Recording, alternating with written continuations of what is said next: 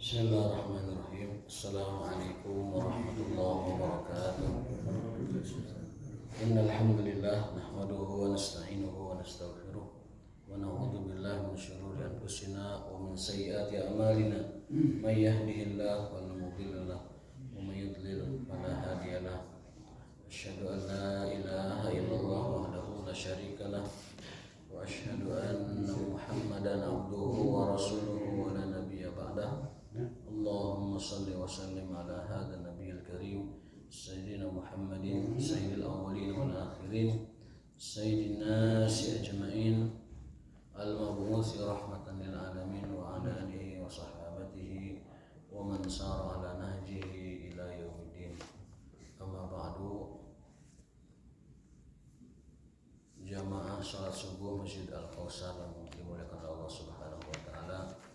Alhamdulillah dengan inayah dan taufik dari Allah taala kita masih diberikan kesempatan dan kesehatan untuk kembali menunaikan salat subuh secara berjamaah.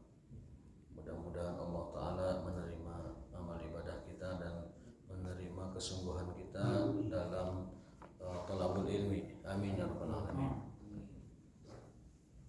Pada kesempatan yang baik ini insyaallah kita akan melanjutkan kajian tafsir kita, tadabbur tafsir kita, dan hari ini kita akan mengupas tentang suratul Falaq.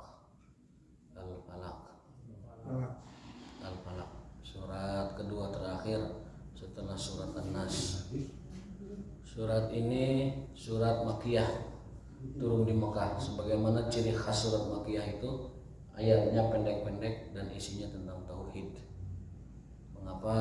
Karena di Mekah itu belum diturunkan ayat-ayat hukum yang sifatnya rinci dan detail.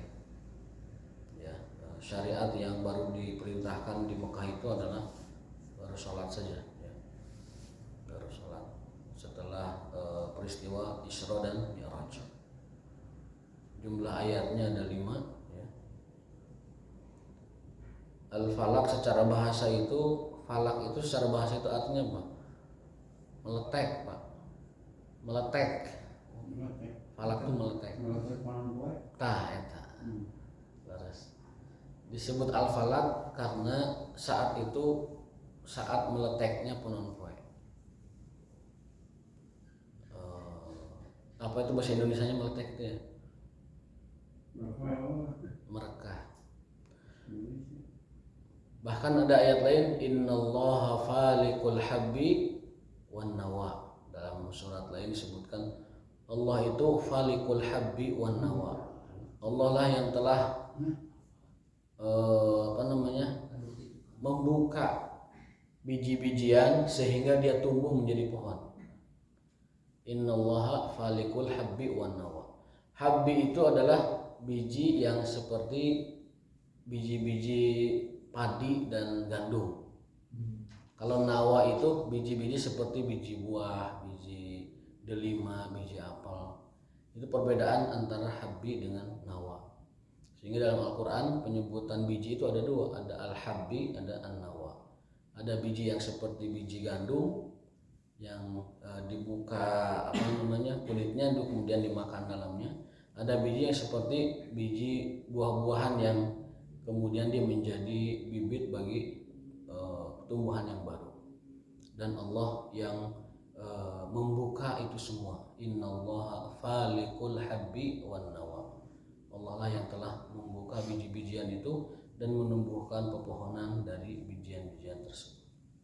Sebagiannya dimakan langsung, sebagiannya ditumbuhkan pohon yang baru. Asma'u surati al-mubarakah. Nama surat ini adalah surat Al-Falaq atau disebutkan dalam nama lain namanya surat Qul a'udzu birabbil falaq. Ya, ini termasuk surat yang digunakan oleh Rasulullah SAW dalam rangka kalau misalnya kita meruqyah, baik meruqyah pribadi mandiri ataupun meruqyah orang lain. Jadi urutannya yang pertama baca Fatihah, kemudian baca ayat kursi, lalu baca 3 trikulhu ini. Setelah itu baca surat yang isinya itu tentang kisah Musa mengalahkan mengalahkan penyihir-penyihir Firaun. Wala yuflihus sahiru haitsu ata. Itu ada dalam Quran, saya lupa letak ayatnya. Itu urutan kita apabila ingin meruqyah mandiri ataupun meruqyah orang lain. Dibaca Al-Fatihah dulu, lalu dibaca ayat kursi, lalu dibaca 3 kulhu ini, kemudian membaca ayat yang berisi tentang kisah Nabi Musa mengalahkan penyihir Firaun, yakni ayatnya innama kaidu sahir wala yuflihus sahiru haitsu ata, di mana sihir tidak akan pernah bisa mengalahkan kebenaran. Itu urutan kita untuk meruqyah mandiri ataupun orang lain. Nah, surat ini disebut dengan surat Al-Falaq, artinya meleteknya matahari. Juga surat ini dinamakan dengan Qul a'udzu birabbil falaq. Itu nama lain dari surat ini. Adapun kenapa disebut Al-Falaq? Li'anna Allah Ta'ala dzakarahu awal surah wa aqsama bihi. Karena Allah menyebutkan kata Al-Falaq di awal ayat. Qul a'udzu birabbil falaq. Dialah Allah, katakanlah aku berlindung pada Allah yang telah atau yang memiliki al-falaq, waktu subuh ya. Waktu subuh. Secara bahasa al-falaq meletek ya. Meletek. Makanya Allah itu adalah yang telah membuka biji-bijian itu ya menjadi bibit. Falikul habbi wan nawa. Innallaha falikul habbi wan nawa.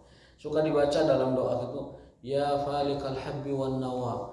Wahai Allah, zat yang telah menumbuhkan pepohonan dari biji-bijian.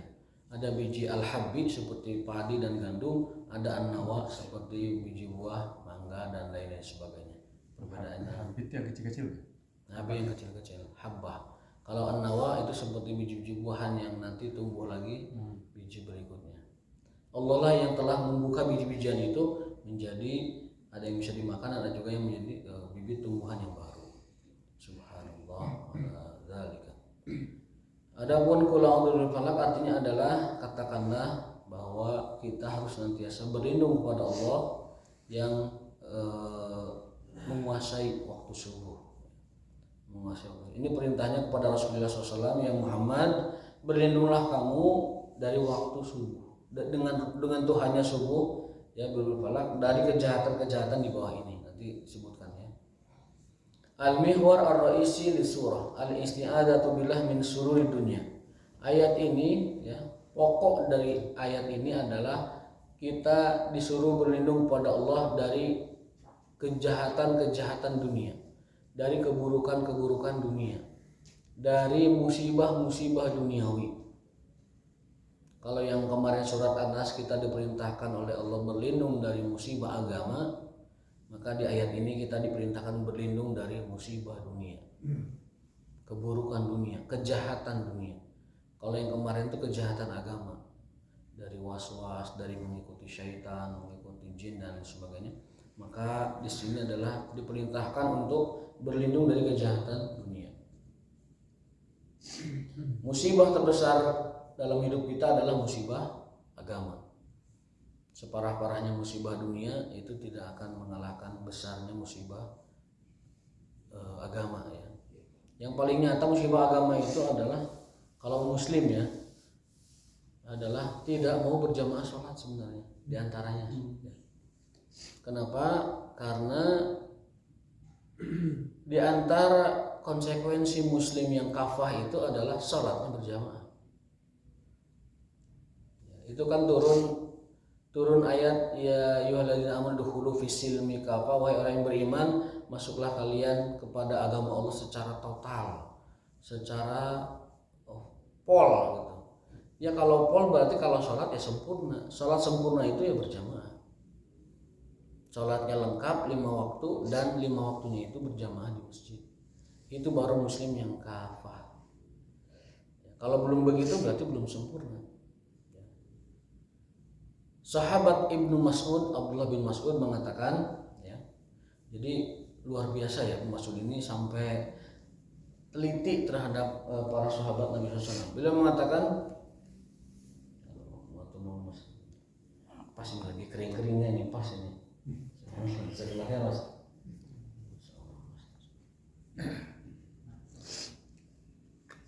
Ini kita sedikit bicara masalah musibah agama ya. Abdullah bin Mas'ud murid Rasulullah SAW, ulamanya para sahabat, beliau juga ahli qiraah dan memiliki mazhab dalam fikih, mazhab ahlul ra'i. Beliau mengatakan, laqad ra'aituna ashab Rasulillah sallallahu alaihi wasallam fama takhallafa minna ahadun minal jama'ati illa munafiqun ma'lumun nifaq. Munafiqun ma'lumun nifaq. Kata Abdullah bin Mas'ud, demi Allah, aku telah meneliti sahabat satu persatu. Kata Ibnu Mas'ud, satu persatu saya perhatikan sahabat. Saya hitung, saya teliti, saya perhatikan satu persatu.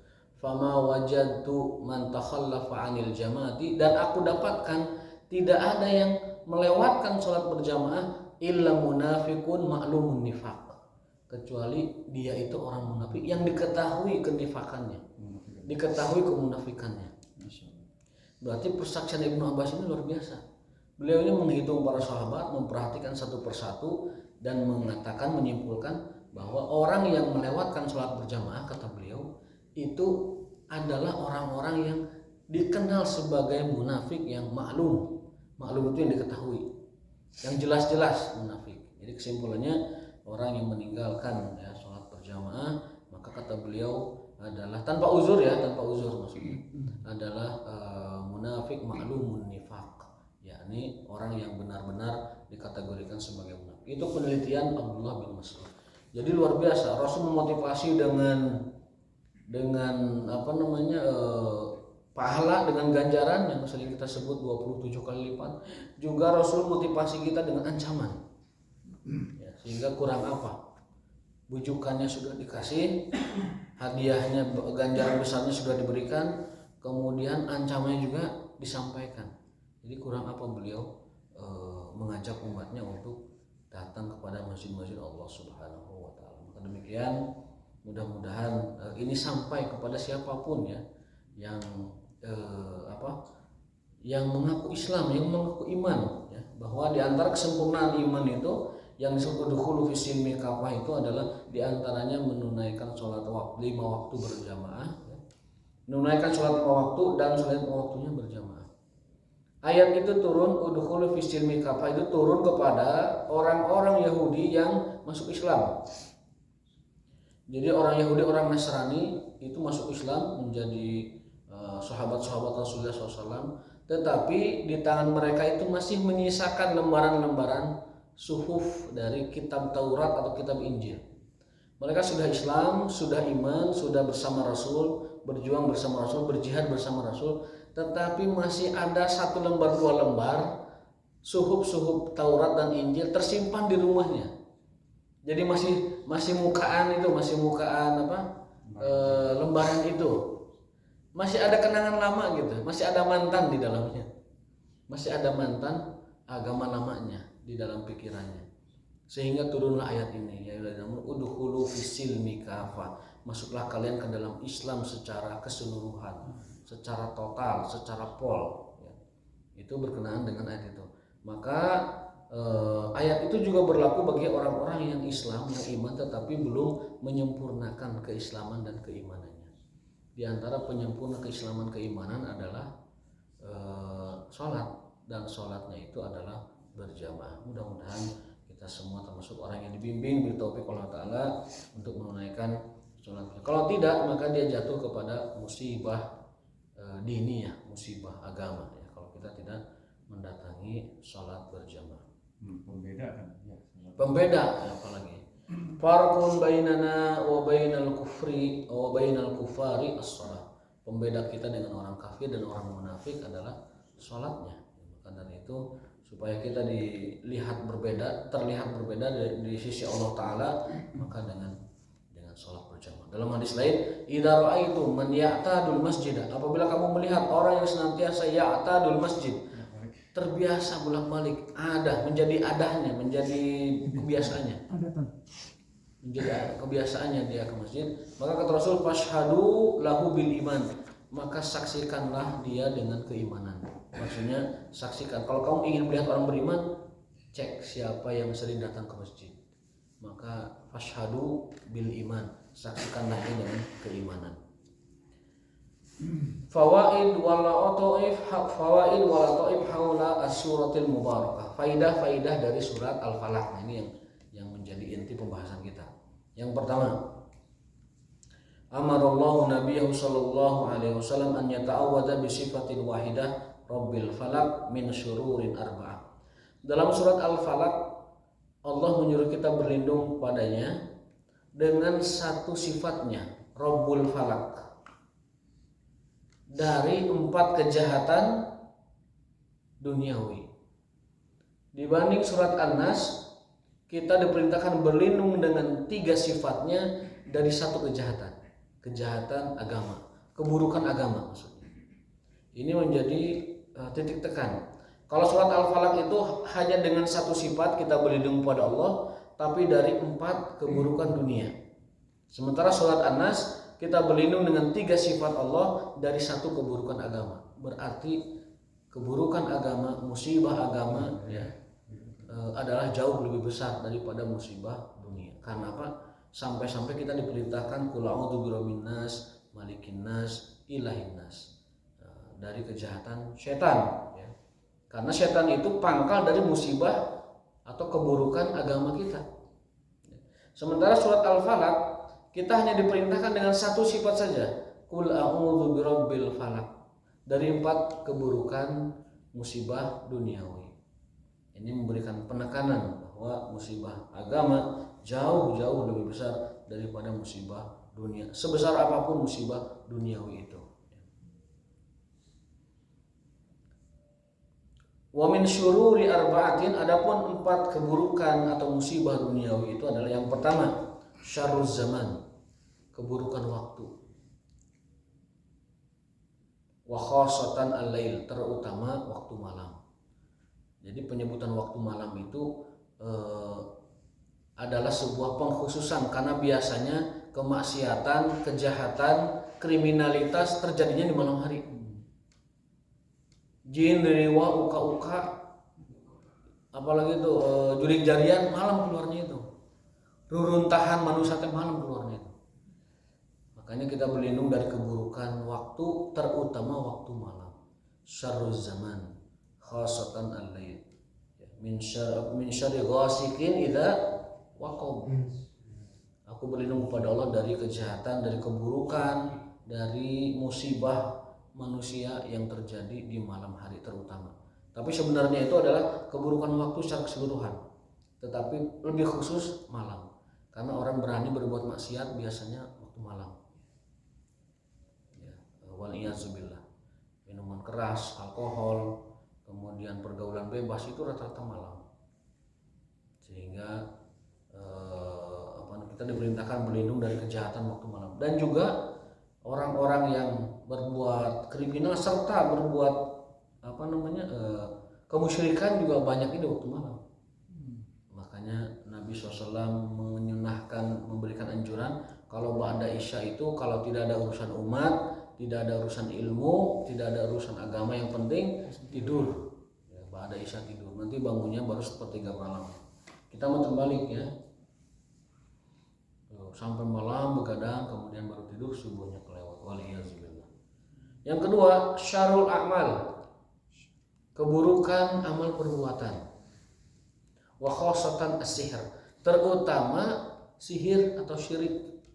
Jadi kita diperintahkan berlindung dari keburukan amal perbuatan, dan yang paling buruk itu adalah sihir dan syirik. Banyak keburukan amal itu banyak. Zina itu buruk, khamar juga buruk, kemudian riba juga buruk, dan lain sebagainya. Tetapi yang paling utama kita disuruh berlindung itu dari kejahatan, keburukan yang ditimbulkan atau yang dilakukan dengan bantuan sihir dan syaitan, yaitu syirik itu. Ya, tapi insya Allah kita tidak akan terjerumus ke dalam hal semacam itu. Tapi bisa jadi ada orang yang masih percaya ke Allah tapi percaya ke pananyaan, masih ada Pak. Masih tatanya sebut pananyaan jauh-jauh di kota ya, di tempat yang dimana gitu, sengaja datang ke sebuah kota hanya untuk bertemu dengan orang yang dikiranya dia mengetahui rahasia hidupnya ke depan. Ada yang begitu. Juga ada yang jauh-jauh dari kota besar datang ke desa terpencil hanya ingin meminta sesuatu yang kalau dia ngasih itu akan laris dagangannya, akan sugih hidupnya, akan lain-lain sebagainya. Waliyahzubillah. Ya, apalagi yang dimintanya itu bukan orang soleh. Kalau orang soleh diminta doanya boleh.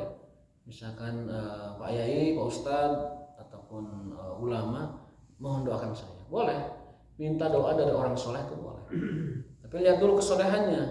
Lihat dulu kesolehan. Kalau dia tamasuk, istiqomah dengan Al-Quran, dengan Al-Hadis, maka dia orang soleh, menjaga ibadahnya, menjaga akhlaknya. Tapi kalau dia sama sekali tidak ada sifat-sifat tersebut, maka dipastikan bahwa itu bukan orang soleh, tetapi dukun yang mungkin berbaju seperti orang bertakwa, Yang ketiga, syarrun nufus, kejahatan jiwa kita. Terutama ya keburukan jiwa yang paling puncak itu kan ada 3. Tamak, rakus, kemudian hasad, kemudian hubud dunia. Nah, di surat ini kita disuruh berlindung kepada Allah dari keburukan jiwa kita. Dan di antara sifat yang terburuk dalam jiwa kita itu adalah al-hasad, sifat dengki, sifat iri. Sampai-sampai menyebutkan Allah menyebutkan dalam surat ini secara khusus, wa min syarri hasidin idza hasad, dan kita diperintahkan berlindung kepada Allah dari keburukan sifat hasad. Hasad itu sangat menghancurkan. Dia itu seperti api memakan kayu bakar. Orang kalau sudah hasad, rusak seluruh aspek kehidupannya. Dipastikan rusak orang kalau sudah hasad. Dan hasad itu dibolehkan hanya 2 hal. Yang pertama, hasad kepada orang berilmu yang menyampaikan ilmunya bermanfaat. Dan yang kedua, hasad kepada orang kaya yang dengan kekayaannya dia menggunakannya fisabilillah, membantu agama, menolong agama, ataupun membantu orang yang membutuhkan. Itulah mereka orang-orang yang kita boleh iri kepada mereka. Iri kepada orang kaya yang dermawan dan iri kepada orang alim yang bermanfaat ilmunya. Selain dalam 2 bidang itu, maka kita tidak boleh berhasad kepada orang lain. Nanti kita akan menjelaskan bahwa setiap nikmat Allah itu ada penghasadnya, gitu ya. Setiap yang Allah berikan nikmat itu pasti ada hasadnya. Apapun nikmatnya, diberikan nikmat berupa kendaraan pasti ada yang hasad, berupa pasangan istri ada yang hasad, diberikan rumah, apapun. Setiap nikmat Allah itu akan ada orang yang menghasadinya, akan ada yang iri padanya. Setiap nikmat. Namun nanti orang itu terbagi 2, ada yang iri dan dia menahan diri, ada yang iri lalu melampiaskannya. Itu aja bedanya ya. Dan hasad ini kalau dia lampiaskan akan menghancurkan kehidupannya. Bahkan pada akhirnya dia akan bersekongkol dengan penyihir itu yang nanti di ayat terakhir, lalu dapat mencelakakan orang yang dia hasad kepadanya dengan bantuan sihir tersebut. Na'udzubillah min dzalik. Jadi kita diperintahkan Allah berlindung dari kejahatan jiwa, terutama sifat hasad atau iri dengki.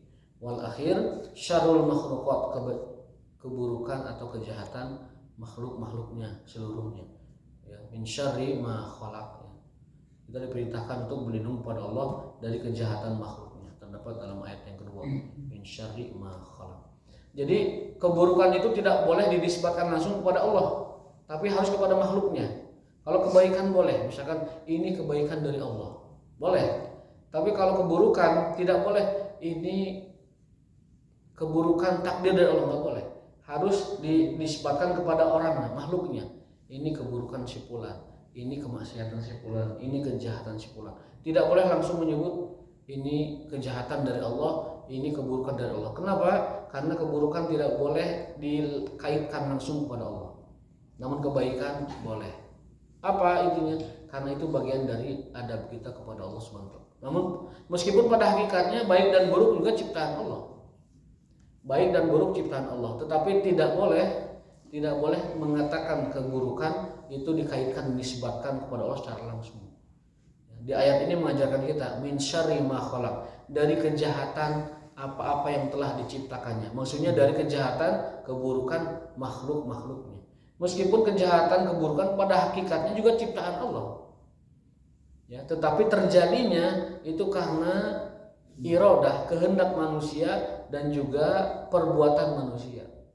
Tapi pada hakikatnya dia dan perbuatan manusia adalah ciptaan Allah SWT.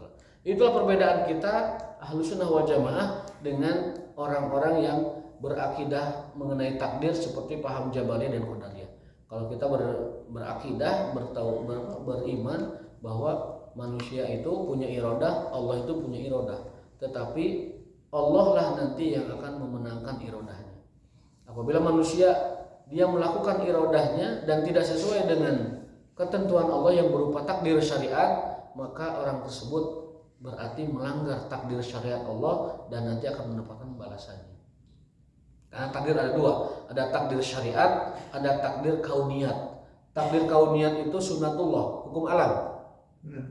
Sunnatullah hukum alam, kauniyat. Bisa jadi Allah meridhoi, bisa jadi Allah tidak meridhoi, tapi takdir kauniyat itu terjadi. Ya, kalau bahasa Syekh Utsaimin itu takdir syariat, takdir kauniyat. Kalau takdir syariat pasti Allah ridhoi dan yang melanggarnya pasti Allah benci. Itu takdir syariat. Salat takdir syariat, jujur takdir syariat, kemudian ibadah takdir syariat. Kalau kita tidak melaksanakannya, maka pasti Allah tidak meridhoi. Kalau takdir kauniyat itu tidak ada hubungannya dengan Allah meridhoi atau tidak, namun terjadi saja. Sebagaimana sunnatullah berlaku, takdir Allah Subhanahu wa taala. Itu takdir kauniyat ya. Jadi harus kita pahami dengan baik, dengan proporsional masalah takdir.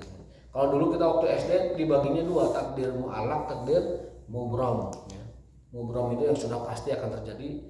Kalau mu'allaq itu tergantung kepada usaha manusianya. Kalau manusianya melakukan dia akan dapat, tidak melakukan tidak akan dapat. Itu dari sisi terjadi atau tidak terjadinya takdir. Dibagi dua, mubram dan mu'allaq. Mubram itu seperti kematian, seperti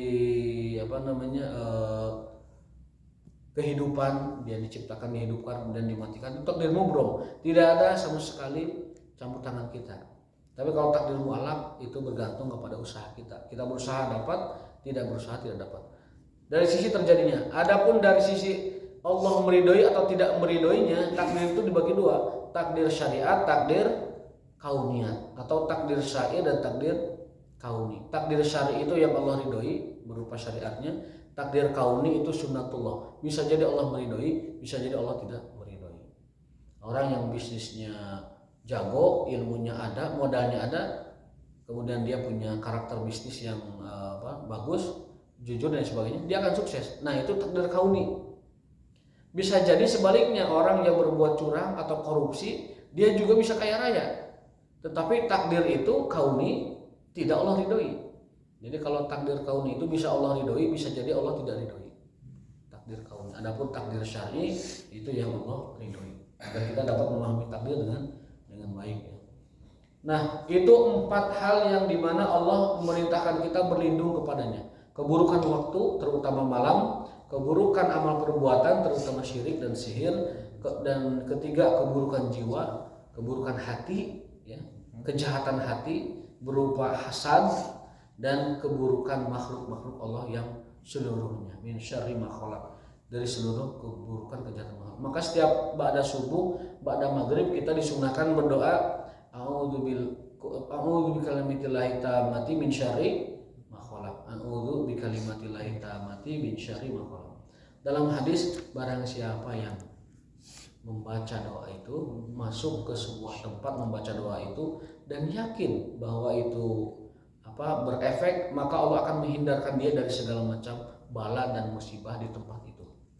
Kita masuk ke satu desa yang baru atau masuk ke tempat yang baru, kita membaca doa ini, a'udzu bikalimatillahi tammati min syarri ma khalaq, maka Allah akan menjaganya dari bala yang ada di tempat itu, dari musibah yang di tempat itu, dengan catatan kita yakin kepada doa itu.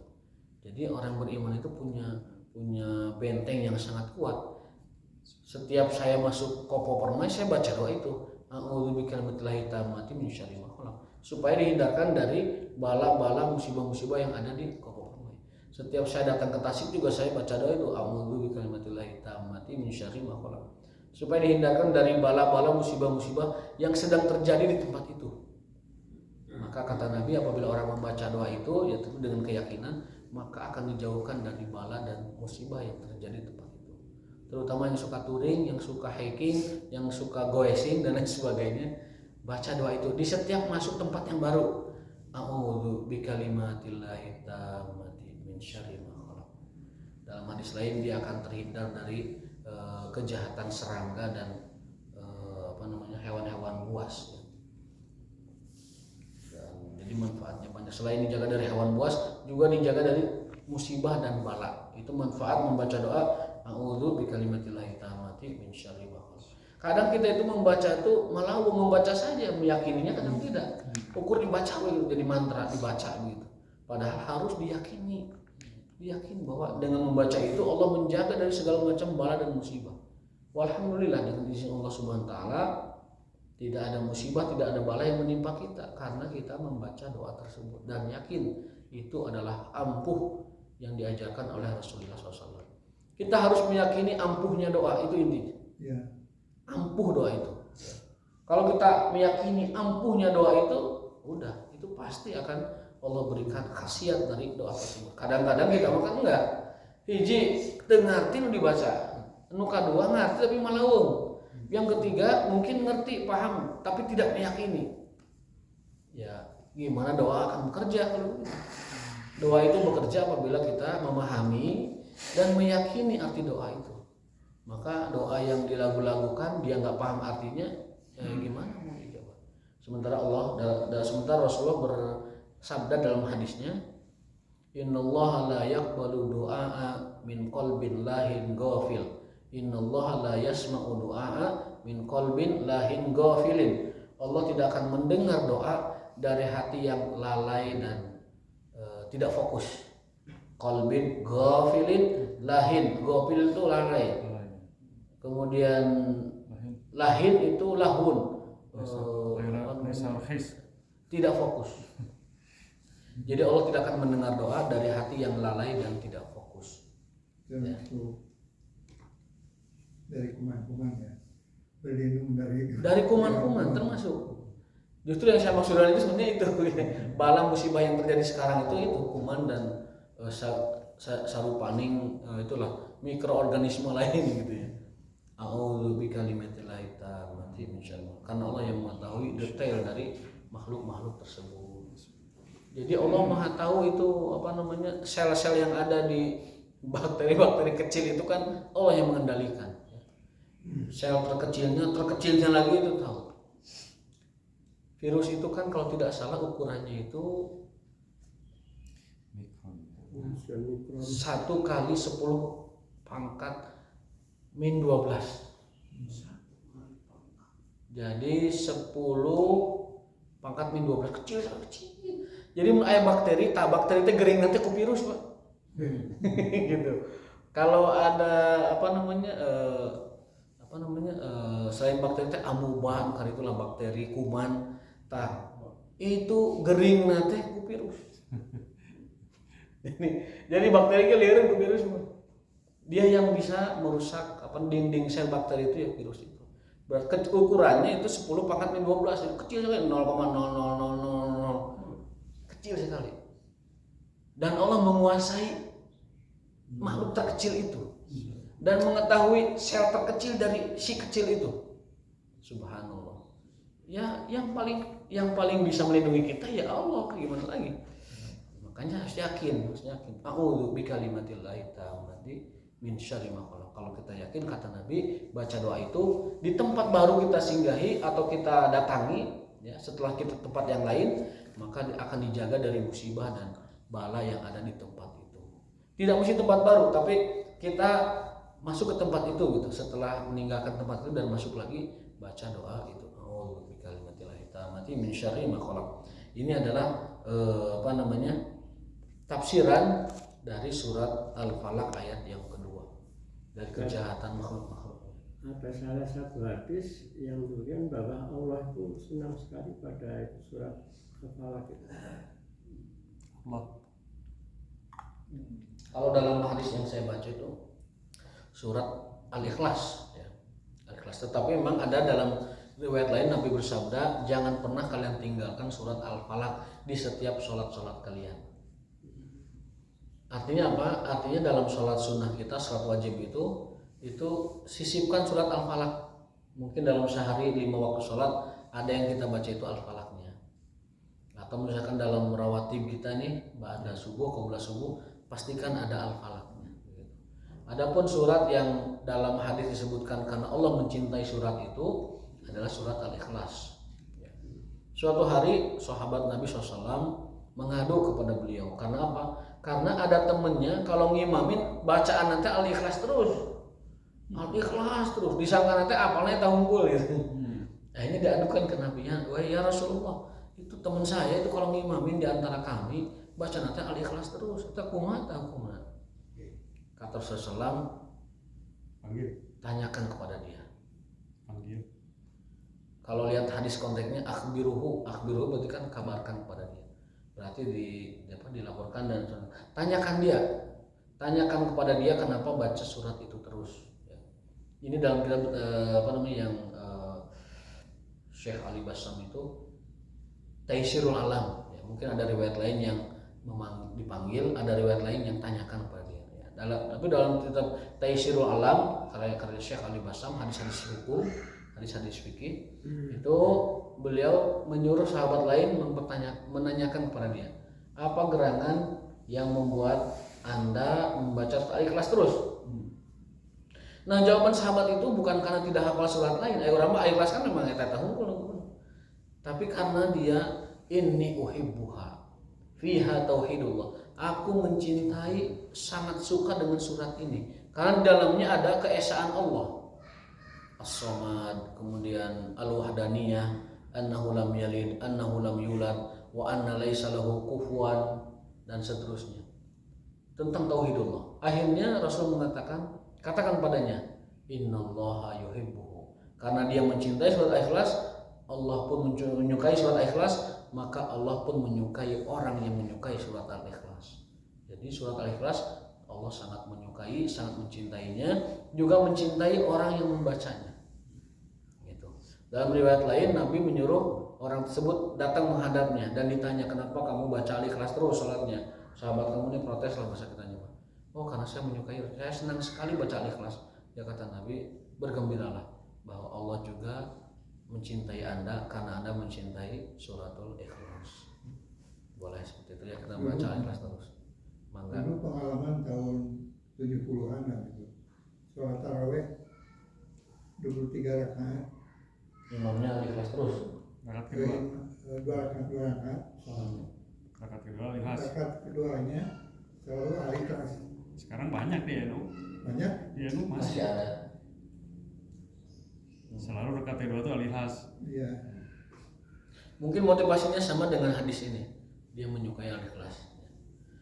Atau juga motivasinya ada mehtereh supaya cepat. Mungkin juga motivasinya memang hafalnya itu unggul misalkan. Bisa jadi penyebabnya macam-macam. Tetapi kalau ingin lebih meningkat lagi motivasi dan keikhlasannya, bisa dia tambahkan niatnya karena saya menyukai, mencintai surat Al-Ikhlas. Di dalamnya ada tauhidullah, di dalamnya ada pengesaan, pensucian Allah Ta'ala dari segala macam kekurangan yang berupa keturunan, karena Allah Maha Suci dari itu, kekurangan dari Allah itu mirip, serupa, setara dengan yang lain, dan Allah Maha Suci dari itu. Maka apabila kita membacanya, Allah pun mencintai kita. Qala ta'ala wa min syarri hasidin idza hasad. Ini juga tadabbur kali ini penulis menuliskan diantaranya penekanan makna dari wa min syarri hasidin idza hasad. Ta'ammal kaifa qayyidat al-ayah qayyadatil ayah syarrul hasid. Perhatikan dengan baik betapa buruknya orang yang mendengki idza hasada, apabila dia mendengki. Li anna ar-rajula qad yakunu indahu hasad walakin yukhfihi wa la yu'amil akhahu illa bima yuhibbu. Hasad itu ada pada setiap orang. Dan itu ada tertanam pada hati kita, sifat manusia. Tetapi qala Ibnu Taimiyah, ma khala jasadun min hasad. Tidak ada jasad, tidak ada raga yang terbebas dari hasad. Makanya hasad jasad bedanya titik kumpul Pak. Jasad hasad bedanya titik saja. Mun dititikan jasad, mun teu dititikan hasad. Nah. Fal karimu yuhfihi, orang yang mulia, orang yang baik, yang soleh, yuhfihi. Yuhfihi itu memendam, menyimpan, tidak memunculkan sifat hasadnya. Meskipun ada. Contoh yang ekstrim hasad itu gimana kan? Misalkan Hasad itu apa definisinya? bahasa Sunda mah iri dengkinya. Iradatu zawali nikmatil abdi bi ghairihi au ilaihi. Hasad itu adalah menginginkan nikmat yang ada pada orang itu hilang darinya. Baik pindah kepada dirinya, itu yang ekstrim, ataupun yang penting hilang aja dia nggak punya gitu. Jadi orang kalau punya misalkan mobil baru ataupun rumah baru, ada dalam dirinya itu, duh, alus nama eta teh teu boga mobil eta teh. Gitu. Ataupun duh eta mobil mun ka urangnya, atau kita miliki mobil itu dan dia nggak punya, itu yang paling ekstrim hasad itu. Menginginkan nikmat yang orang ada itu pindah kepadanya. Atau yang penting dia nggak punya aja pokoknya. Mendingan sarua teu boga, tah eta hasad eta. Mendingan sarua teu boga eta hasad. Istrinya cantik, duh, pantas. Dia kurang. Pantasnya macam kurang gitu teh. Gitu. Pantas aki-aki teh pantas bener guys. Ataupun misalkan, aduh, tepan, si eta teh teu pantas kasih eta teh. Teu pas gitu. Nah, itu termasuk hasad. Kalau lihat orang yang misalkan istrinya cantik, suaminya biasa aja, aduh asa teu pantas eta laki teh. Itu termasuk dari hasad. Hasad tingkat tertentu begitu ya. So kayaknya nggak sih pengantin aja ya. Nah, gini juga kopi susu, Kopi kopi susu, ada istrinya bodas, prianya hidung, istrinya glowing, suaminya gosong kan gitu, gitu. Mending kopi susu boga apa terus? Kopi susu. Nah, ketika kita menginginkan bahwa orang tersebut tidak memiliki itu, atau dialah yang pantas memilikinya, atau lain sebagainya, maka itu termasuk hasad yang ekstrim. Hasad yang ekstrim, pindah ke dia ataupun orang itu tidak punya sama sekali. Iradatu zawali nikmatil abdi, menginginkan nikmat pada orang itu hilang, baik pindah kepada dirinya atau pindah kepada orang lain, ataupun hilang sama sekali dari dirinya. Maka dari itu, apabila kita melihat orang mendapatkan nikmat, apa yang harus contohkan? Doakan keberkahan, itu dapat menghilangkan hasad. Barakallah, gitu ya. Orang punya rumah baru, katakannya sederhana kok, barakallah. Punya istri baru, barakallah. Punya mobil baru, barakallah. Itu dapat menghilangkan hasad. Sederhana, 2 kata aja, barakallah. Barakallah. Makanya di WA kalau ada yang pamer makan enak, barakallah. Ada yang pamer lagi di Sate Haji Aris, barakallah. Lagi di piknik ke Ciwidey, barakallah. Barakallah aja. Ya, beli mobil baru, barakallah. Ayo mah mereka hati fotoan Dipamerkan ke grup. Nah, kalau mau itu nggak apa-apa. Yang melihatnya cukup mengatakan barakallah. Doakan keberkahan. Itu menghilangkan hasad. Maka kata Ibnu Taimiyah dalam kitab Majmu' Fatawa menyebutkan setiap jasad ada hasadnya. Hanya saja ada yang menampakkannya, ada yang menyembunyikannya. Dan orang mulia itu senantiasa menyembunyikan, menahan hasadnya. Kenapa hasad itu sangat-sangat berbahaya dan merusak akidah? Karena hasad secara tidak langsung dia itu tidak menerima ketetapan takdir dan qada dari Allah Subhanahu wa taala. Orang hasad itu sama saja dengan orang yang tidak menerima takdir Allah. Kalau yang tadi mah yang boleh yang 2 macam, ilmu dan harta itu mah. Jadi lihat orang lain amal, kita juga ingin beramal. Ya, lihat orang lain pintar, kita juga ingin pintar, itu nggak apa-apa ya? Nggak apa-apa. La hasada, itu hadisnya. La hasada illa fisnatain. Sahih Bukhari ya. Dalam hadis Bukhari, la hasada illa fisnatain. Tidak ada hasad kecuali dalam 2 perkara. Yang satu adalah rajulun atahullahu malan fasallatahu fa'anfaqahu fi sabilillah. Yaitu orang yang Allah kasih dia harta, fa'anfaqahu fi sabilillah. Dan yang kedua, rajulun atahullahu ilman fanafa'a bihin nas, dan orang yang diberi ilmu lalu Allah beri manfaat kepada manusia lewat ilmunya itu. Wal akhir hadis Uqbah bin Amir radhiyallahu anhu, amarani Rasulullah an aqra bil muawwidzatin fi duburi kulli shalah. Sahih Abu Daud ini yang mungkin tadi tanyakan. Rasul menyuruh Uqbah bin Amir agar membaca surat ini ya, Al-Falaq fi kulli duburi sholat atau fi duburi kulli sholat, di setiap ba'da sholat. Jadi ternyata bukan hanya subuh dan maghrib saja, surat Al-Falaq, An-Nas dan Al-Ikhlas itu dibaca setiap kali ba'da sholat. Jadi zikir ba'da sholat itu sebenarnya panjang. Ba'da sholat fi duburi kulli sholat, sebenarnya panjang kalau kita mau lengkap semua. Tapi setidaknya kalaupun tidak semua kita baca, minimal di subuh dan di maghrib dibaca 3 surat Trikulhu ini. Dari beliau juga radhiyallahu ta'ala anhu, Nabi SAW bersabda, "Ana Nabi SAW qalahu, ala u'allimuka suwaran ma unzilat fit Taurat." Nabi bersabda kepada Uqbah bin Amir, "Wahai Uqbah, maukah aku beritahu kamu sebuah ilmu bahwa ada satu surat yang mana surat itu tidak ada pada Taurat, tidak ada pada Zabur, tidak ada pada Injil, juga tidak ada pada Furqannya Nabi Musa. Mislahuna, yang seperti surat itu." Jadi surat ini kandungannya, lafaznya, redaksinya, maknanya tidak ada dalam Injil, tidak ada dalam Taurat, tidak ada dalam Furqan. La ya'tiyanna 'alaika laila illa qara'tuhunna. Maka Nabi bersabda, "Apa itu surat itu ya Rasulullah?" Maka beliau bersabda, "Qul huwallahu ahad, qul a'udzu bil falaq, qul a'udzu birabbin nas." Nah, 3 surat ini hadisnya sahih riwayat Ahmad adalah ayat-ayat yang tidak sama sekali terkandung dalam Injil, Taurat dan Furqan. Berarti ini istimewa. Keistimewaan Al-Qur'an diantaranya adalah adanya 3 surat ini yang tidak terdapat pada kitab-kitab sebelumnya. Jadi memberi kita motivasi agar senantiasa membaca 3 surat dalam zikir dan wirid kita pada sholat terutama. Juga dibaca dalam sholat kita, minimal sehari semalam itu dalam rawatib kita dibaca salah satunya supaya mengambil sunnah Rasulullah SAW. Wal haqqu min rabbikum wa ma taufiquna illa billah. Subhanakallahumma wa bihamdika asyhadu an la ilaha illa anta astaghfiruka wa atubu ilaik. Nuwasil godan insyaallah biiznillah. Assalamualaikum warahmatullahi wabarakatuh.